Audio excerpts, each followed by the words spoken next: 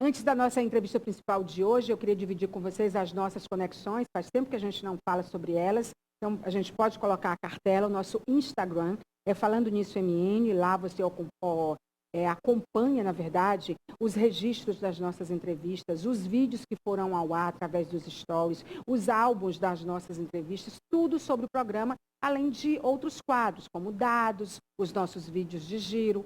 No canal do YouTube, que é Falando Nisso Meio Norte, você tem todas as entrevistas. É o canal do YouTube, que é da Rede Meio Norte. Falando Nisso Meio Norte. E aí você acessa lá todas as entrevistas, dá para você assistir na íntegra, onde você quiser, na hora que você quiser. O nosso convidado de hoje, como eu mencionei ainda há pouco, é o veterinário piauiense que conquistou um prêmio super importante da Fiocruz, o Eric Joaquim. O Eric, ele foi premiado em abril deste ano, de 2023, pela Fundação Oswaldo Cruz, nessa iniciativa importante que reconhece os 10 mais importantes colaboradores no país, que são voluntários, essa é a parte que eu acho muito bonita, do mapeamento relacionados a animais silvestres. A Fiocruz tem uma plataforma importante, que é a Plataforma Institucional de Biodiversidade e Saúde Silvestre, e a gente vai saber hoje mais sobre essa plataforma, mais sobre esses dados e principalmente sobre animais silvestres. Você aí, internauta e telespectador, defina um animal silvestre. Não. Isso pode ser. Mas vamos saber quais são mesmo? Então, com você agora. Muito obrigada. Né? Essa figura incrível que é o Eric Joaquim, que não quer ser chamado de professor, não quer ser chamado de doutor, ele é desapegado, adoro a hashtag, né? E aí a gente começa, professor, antes de falar desse prêmio, definindo o que é animal silvestre, porque eu acho que a gente confunde um pouco as coisas, né? Acho que você pode nos ajudar nesse sentido. Sim. Muita gente confunde animal silvestre com um animal que está livre, solto aí. Até alguém pode confundir também como búfalo como animal silvestre. Não é búfalo, animal doméstico. Mas os animais silvestres... Parece que as pessoas acham que todo o animal que mora na selva é silvestre. É mais, e no cerne mesmo da palavra, sim. Mas aqui no Brasil a gente caracteriza como animais que são da nossa fauna mesmo, oriundos daqui, e animais que têm uma parte da sua migração, reprodução ou passagem aqui pelo território nacional, pelos outros estados aqui pelo Brasil.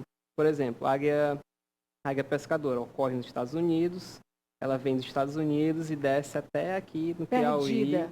Não, ela vem caçando, é o movimento migratório dela, ela vem caçando peixe para cá. Os movimentos migratórios são lindos, né? Sim. A gente é ao redor do planeta, né? De acordo com o clima, de acordo com o ecossistema ambiental de cada lugar. E o Brasil atrai muitos animais silvestres, né? Com certeza, a gente tem muita rota migratória desses animais aqui. A gente tem de animais marinhos, que são os maçaricos, que são as aves bem pequenininhas, que gostam de ficar lá na beira da praia. E quando você vê aquele monte de avezinha, as perninhas correndo ligeiro para perto da margem, depois volta quando a onda vem. Brincando. E comendo lá bichinhos pequenos, insetinhos que elas encontram lá nessas margens. Esses elas vêm de longe. Vêm de onde? Vêm dos Estados Unidos. Elas vêm dos Estados Unidos e vêm passando por vários países até chegar aqui. Nós recebemos esses turistas migratórios silvestres de quais países, principalmente? De todos. Quais os que gostam mais daqui? Eles são de onde? Os que passam mais pelo Piauí, eles geralmente vêm da região do Caribe, ali Estados Unidos também, e eles passam pela nossa costa. Alguns passam na frente aqui da costa do Piauí e outros eles entram para dentro do estado. Do Nordeste. Eles vêm, cortam o Nordeste e vão atravessando até, se eu não me engano, Bahia. E eles não ficam só na costa marítima, né? Eles vão para outros lugares, deve ter uns da parte da Caatinga, dos Cerrados, né? Cada um no seu quadrado. Aqui em Teresina, principalmente, a gente já tem registro de águia pescadora, que vem para cá, e também do falcão peregrino. Ele nidifica, ele faz ninho lá nos Estados Unidos, ele também vem para cá caçar. Ele também visita aqui Teresina. Teresina tem vários pontos aqui, principalmente no bairro que a gente está aqui, no Monte Castelo. Eles gostam muito dessas áreas de touro. Por quê? Quais gostam daqui? O falcão peregrino. Ele também acompanha o ciclo das andorinhas, dos pombos que tem aqui na região, porque é um animal que ele vem de longe para caçar também. Só que ele se reproduz lá para a América do Norte. E esses são E os que, aqui- todos os animais silvestres migratórios são os que voam? Ou não? Não são só os que voam. Por isso que eu estou lhe perguntando. E os outros turistas silvestres, Os outros animais? turistas silvestres Eles gente tem chegam aqui como? nadando também. E aí me fale deles. A Esses gente aí quer a gente tem conhecer. as baleias e tem os pinguins de Magalhães que vêm lá aparecem lá no sul do Brasil também, que eles vêm lá da região Mas da no Piauí Argentina. não, né? Não, no Piauí No não. Piauí não tem. No Piauí a gente tem as tartarugas Sim. que vêm nidificar aqui, construir seus ninhos e depois elas voltam para a vida dela em alto mar. E elas sempre fazem essa volta para cá para colocar os ovinhos na praia. Então elas visitam vários lugares. Agora, também. no Brasil, os que vêm nadando deve ser uma diversidade, né? Diversidade de baleia também, de tartarugas também que a gente tem é muito grande aqui. E agora a diversidade maior mesmo de visitantes são de aves. Enfim, é um animal que voa, consegue se deslocar muito bem e ele tem uma distribuição muito ampla. É o animal que evolutivamente foi o mais bem sucedido, são as aves. Então, está em todos os lugares praticamente, as aves. Os animais silvestres, eles são bem tratados? Eles são reconhecidos nesse nível? A gente tem os predadores deles? Sim, a gente tem sim os predadores naturais. No caso das aves, são outras aves e alguns mamíferos também que caçam, como jaguatirica, onças. Aí a gente está falando do Brasil ou do Piauí? Brasil e Piauí. Tá, ok. Por exemplo, um maçarico, quando vem do litoral para cá, para dentro do estado, é uma ave pequenininha e ele fica na beira do rio. O jacaré pode acabar pegando ele, uma serpente também, um gavião também pode pegar. O homem é um predador? O homem é. E ele é um dos fatores importantes para o impacto ambiental também, é o homem. Ele acaba, algumas vezes, quebrando esse ciclo de migração e acabando quebrando esse ciclo de reprodução desses animais. E às vezes a interação do homem com esses animais nem sempre é benéfica para os animais. Na maioria das vezes. Na maioria das vezes é danosa. Quem são as maiores vítimas? As maiores vítimas dos homens são praticamente todos esses animais silvestres. Principalmente por perda de habitat e a caça também, e a poluição também influencia muito nisso. Não é desconhecimento, é maldade mesmo, né? E em alguns casos é maldade, em outros casos é necessidade, é cultural. Aqui no Brasil tem uma cultura muito forte também da caça. E também do nosso avanço habitacional, do avanço do agronegócio, que enfim, a gente também precisa se alimentar. Só que a gente tem que fazer essas coisas de forma mais pensada, de forma estudada, para minimizar os impactos que nossa ação humana tem nessas áreas naturais onde esses animais vivem. Por exemplo, no Brasil, até um tempo atrás, a gente não tinha caso de febre do Nilo aqui. Isso é muito comum nos Estados Unidos desde 2009. Esse agravo chegou lá, essa doença chegou lá nos Estados Unidos. Lá é como se fosse a dengue aqui. Lá tem muito caso de mortalidade e é uma doença que é ligada a aves também. Qual é a peculiaridade do Piauí ou do Brasil no que diz respeito à febre do Nilo, dentro desse contexto dentro desse contexto que a gente está na febre do Nilo, é que aqui no Piauí é onde estão registrados os casos humanos. No país inteiro, só no Piauí tem casos humanos de febre do Nilo. Por quê? Porque também a gente tem uma vigilância muito boa nisso. A vigilância de saúde aqui do Piauí, principalmente da CESAP, eles conseguem fazer os testes muito bem. Então isso não é negativo. Tipo, você está me dizendo então que só no Piauí tem, porque só o Piauí investiga? Consegue investigar direitinho, porque essa doença ela se assemelha muito à dengue, muito à zika, chikungunya. Ela se assemelha muito às arboviroses que ocorrem normalmente aqui. E qual é a relação do que nós estamos falando com os animais silvestres?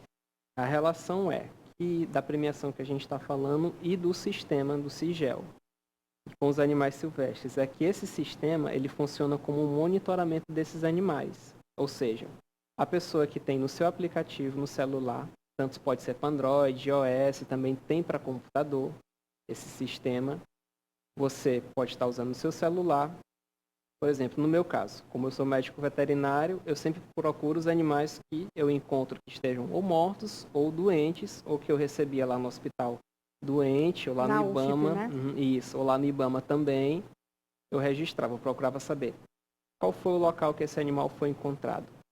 Aí pegava a referência geográfica de GPS, de onde esse animal foi encontrado, eu fazia a identificação correta da espécie, tipo, um nome científico bonitinho, a fotografia do animal, descrevia o sexo também, que isso é importante para eles saberem identificar qual é o sexo do animal.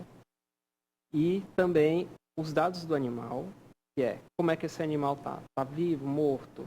Qual o estado dele? Se ele está hidratado, desidratado, se ele está doente, não está doente, se tem algum ferimento ou não, se tem algum tipo de secreção. Qualquer coisa relacionada ao animal, ou seja, um exame médico desse animal que você pode fazer lá. E também é um aplicativo muito fácil, até uma pessoa leiga consegue fazer isso. Porque ele descreve não na palavra usando termos técnicos, ele usa termo E é um popular. formulário que se preenche, É um formuláriozinho que se preenche. A cada vez que você vai clicando em uma informação, ele abre um formulário. E aí foi por isso que foi identificado, por conta desse mapeamento, porque a gente estava falando da febre do Nilo, né? Sim, também de várias outras coisas que tem aqui. Sim, porque eu falei assim, qual o contexto de animais silvestres dentro da febre do Nilo? Aí você foi falar que o Piauí é o estado que mais fiscaliza, que mais investiga. Né? Por isso que foi descoberto que aqui é o único estado do Brasil que tem casos humanos de febre do Nilo, por conta desse acompanhamento. Isso. Mas só que é um acompanhamento separado do CIGEL, só que a gente pega esses dados de quando a gente vai para campo fazer as investigações, que a gente captura aves também para poder investigar. Ou seja, nessa captura de aves a gente tira a foto do animal, faz o registro, tudo direitinho de acordo com o aplicativo e submete ao sistema. Entendi. Vamos falar do prêmio, porque seu olho brilha. Não, eu por mim ficava falando com ele aqui sobre os animais. Você não tem noção da sua cara de paixão que você faz. Você é casado? Sou sim. Você fala com a sua esposa com essa mesma cara de paixão? Ela é bióloga. Ah, aí então fica pronto. O casal horas e perfeito. horas a gente lá conversando, deu match total. aí a gente você vai sai com os nem... amigos, aí vocês ficam falando dessas coisas, né? Termina educando os amigos, informando, né? Sim, na hora do jantar, no café da manhã, querida, você lembra que a gente encontrou esse animal? A conversa de vocês é essa, Paulo. Basicamente essa. Deve ser maravilhoso, né? Porque se entendem.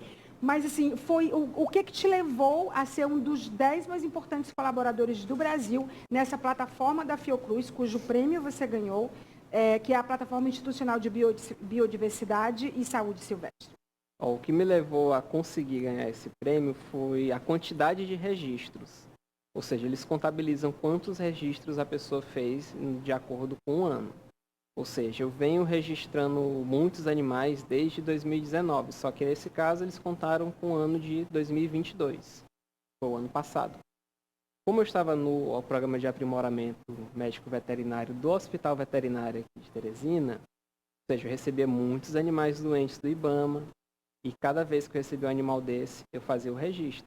E também a gente foi para campo no ano passado, para a investigação de febre do Nilo. E na cidade, principalmente na cidade de Milton Brandão. Tudo usando essa plataforma? Tudo usando essa plataforma. Tudo eu usava essa plataforma. Todos os animais que vinham para mim, eu registrava. Você mapeou quantos animais? Tem noção em um ano? Não, eu não... Não dá para contar. Não dá para contar. Mas você é um dos 10, dos 10 do Brasil. Só se eu puxar com o pessoal lá da Fiocruz, eu consigo saber mais ou menos quantos animais eu mapeei. Eu só sei que foram vários. Qual é a importância desse reconhecimento, desse prêmio da Fiocruz que você ganhou? Esse prêmio é importante para mim porque ele coloca o Piauí no mapa também. No mapa da Fiocruz. E ele também faz com que as outras pessoas passem a usar esse aplicativo também para poder fazer essa investigação. Porque só uma pessoa no estado, ou duas, ou três... Quantos são colaboradores aqui hoje? Colaboradores que eu conheço, tem 10? Pessoal... Acho que aqui do Piauí talvez seja até mais que isso. Colaborador voluntário, Colaborador voluntário, mas que estão ligados à unidade de conservação. Eu conheço o pessoal da Floresta Nacional dos Palmares e lá da Serra da Capivara também. Porque vocês também têm outros órgãos, né, envolvidos nesse processo. Sim, a gente tem órgãos envolvidos. Tem o ICMBio envolvido, tem o IBAMA envolvido, tem prefeituras também de outros estados também que estão envolvidas nesse programa do CIGEL. Qual foi o animal silvestre que você mapeou num contexto mais curioso? Num contexto mais curioso foi daquele caso de mortalidade que a gente teve em Milton Brandão no ano passado, das avoantes, que morreram várias lá.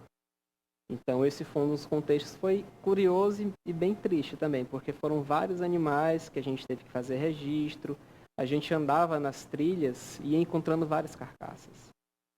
Então foram muitos animais que a gente registrou. E nesse contexto também a gente fez a investigação da febre do Nilo. Só que nesse caso não foi a febre do Nilo. Foi outra doença que eu não recordo muito bem qual era.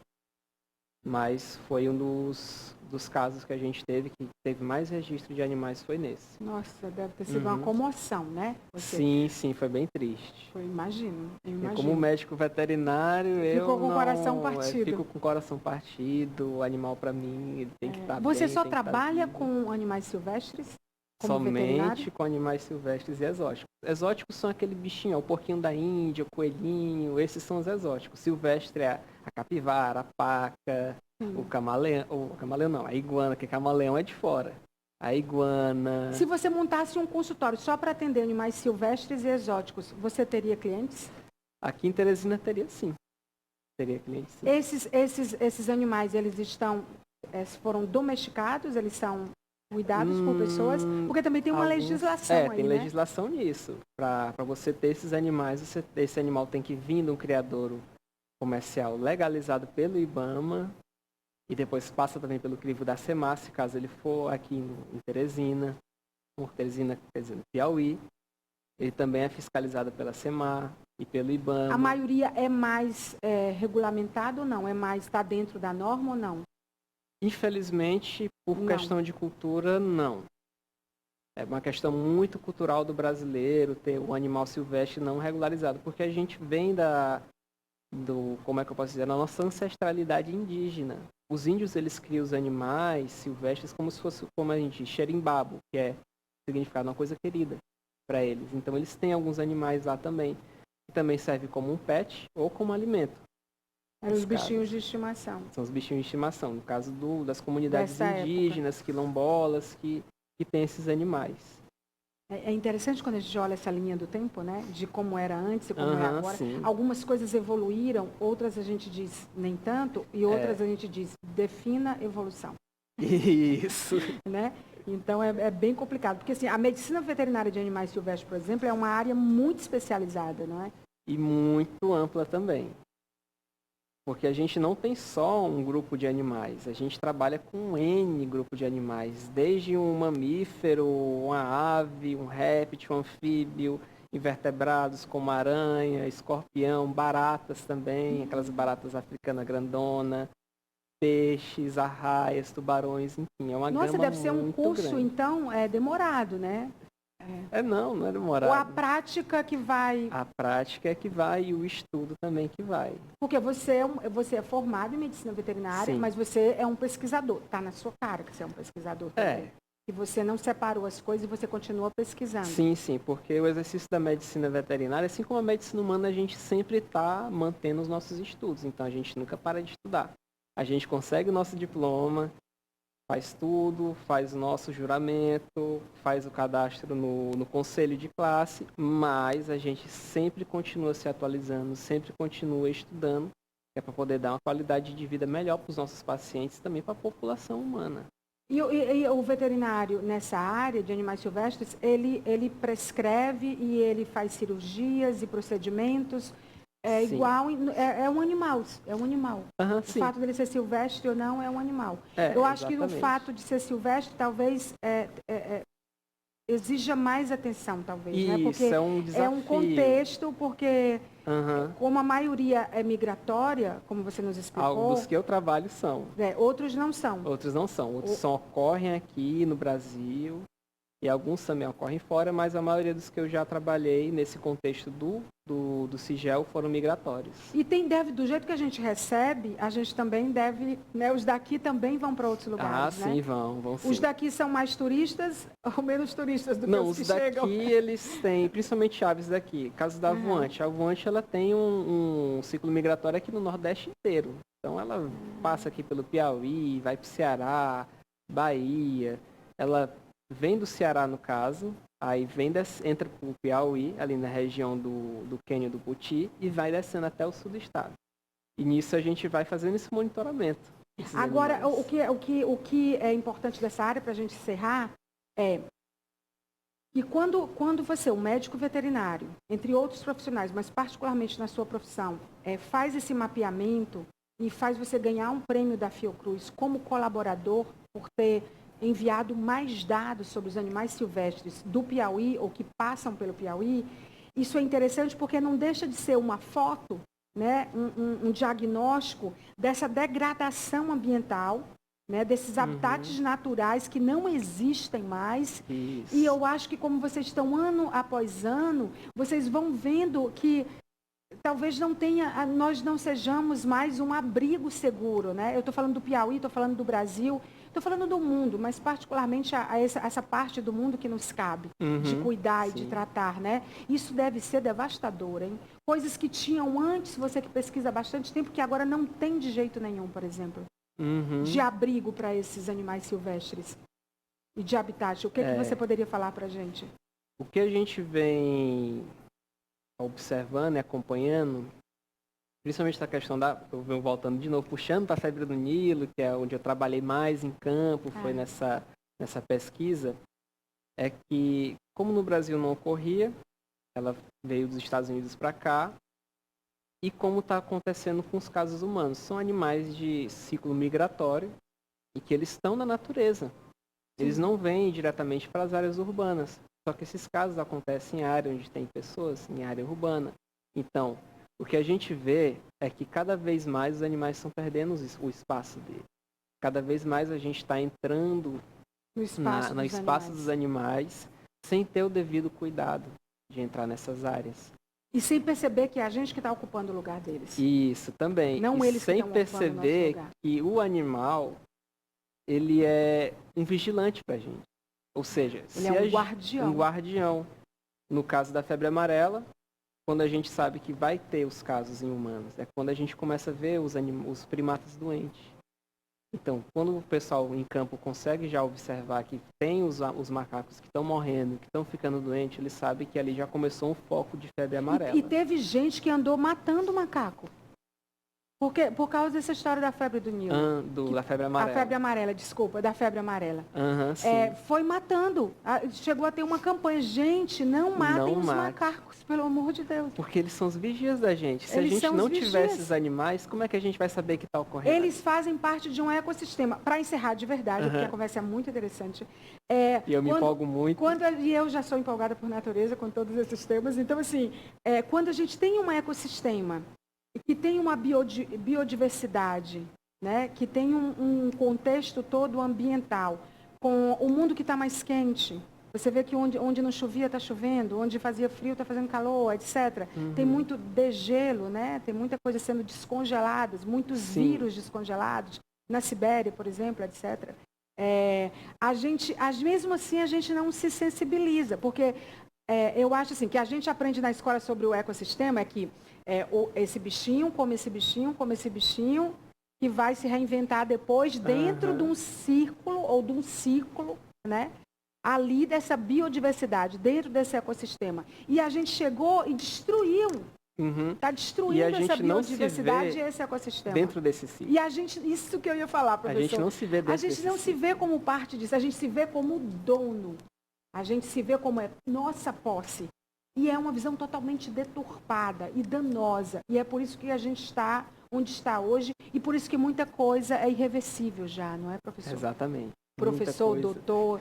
Deixa eu lhe chamar assim, por favor, porque para mim você é um professor. Entendeu? Tudo bem. Não é, professor? Estou errada? Mais ou menos, não tá. Porque, enfim, eu gosto muito de ensinar as pessoas Não, também. eu estou errada em relação ao que eu falei sobre a biodiversidade? Não, de jeito nenhum. Não está errada. Essa realmente é a visão que a gente tem, é o que a ciência entende também, que a gente, infelizmente, está degradando muito o ambiente. As mudanças climáticas, elas são fato, não são mito. Elas estão acontecendo e, infelizmente, a gente vai acabar no futuro próximo colhendo essas consequências. Sim. E a gente já está colhendo também. Está colhendo e forte, muito forte. Muito obrigada pela entrevista. Eu conversei aqui com esse médico veterinário e pesquisador maravilhoso, que foi um piauiense que ganhou agora, em abril de 2023, um prêmio super importante da Fundação Oswaldo Cruz, conhecida como Fiocruz, dentro da plataforma institucional de biodiversidade e saúde silvestre, como colaborador de mapa, de mapeamento. Uma coisa que ele pesquisou não foi por dinheiro, não foi porque ele tinha bolsa, não foi por bolsa de pesquisa, né? Não foi. Ele foi lá e é um hábito dele já ir registrando. E aí ele está entre os 10 brasileiros que mais enviaram dados relevantes de animais silvestres, no contexto que ele explicou aqui para a gente, para a Fiocruz. E é por isso que ele está entre os 10. Nossos parabéns. Muito bom, Obrigado. né? É bom, né, receber um prêmio assim, né? Sim, sim, é um reconhecimento muito bom pra gente aqui do E não tem estado. dinheiro, né, professor? Vocês não ganham nada? Não, nada. Nenhuma nadinha, placa, pastor? Nadinha. Nada, é só uma Nada, publicação, nada. porque antes Só- ainda tinha umas placas, né? Mas por que a gente quer placa, né? Para guardar? Não precisa, só o reconhecimento já tá ótimo. Eu botaria na parede, tenho várias nas minhas paredes. Eu ainda sou do tempo da plaquinha, da coisa na parede, viu? Só o reconhecimento já é bom, Mas é já fantástico. é válido. A gente dá voz a isso. A gente dá voz. Muito obrigada, parabéns pelo seu trabalho, Obrigado. tá bom? Venha mais vezes aqui, conte-nos as novidades sempre que você estiver, Sim, tá bom? sim. Você continua aqui comigo.